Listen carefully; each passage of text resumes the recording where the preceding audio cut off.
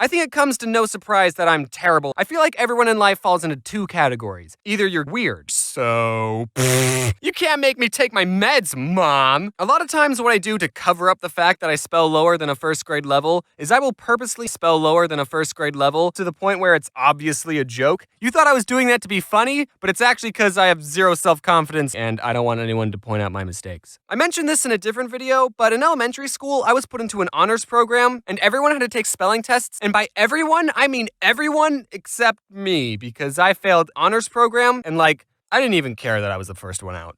Every week when we took a spelling test, I would have to move to the back of the classroom and the teacher would stand right next to me. She'd call out everyone else's word, which had 8 syllables, like cat. And then she'd turn to me and give me my on-level word. James, your word is anti-disestablimentarianism. Also, one year our class did a spelling bee and everyone had to participate, and I didn't even care. I couldn't pronounce my Oz and I talked like this. I'm good now. Obviously. So every other day during school, I had to go to a speech therapy class, and one day the teacher who taught me how to pronounce my Oz, I'll call her Mrs., gave me this sheet of paper with a bunch of raindrops on it, and she said, for every raindrop on this page, say the word Kool-Aid. But then she just left the room, and I said, well, I'm not gonna do this. I didn't say Kool-Aid a single time, because no one was even there. No one would have seen me not saying Kool-Aid, so why would I do something that I didn't want to do? But then, the funny part is, when she came back, she asked, are you finished saying your Kool-Aid? No. Well, how many did you say?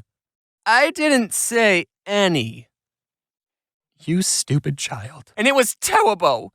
Really hurt my feelings, which meant I had to go to a special class for a little bit during school. And the teacher who taught this class was none other than Mrs. Oh yeah.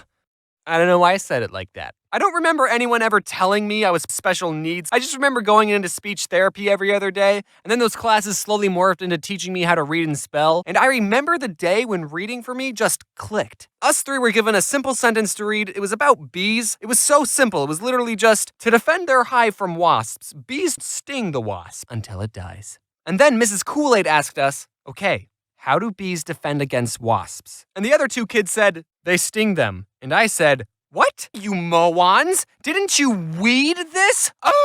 The words on this paper have meaning. And also the whole time I was keeping track of everyone's points, and me and TJ got the most questions right. My math skills are finally being useful. I was already craving the pizza. After the last round, the teacher said, I'll tally up all the points and let you all know who the winner is in a couple of weeks. But since I was keeping track of everyone's score, I already knew we won.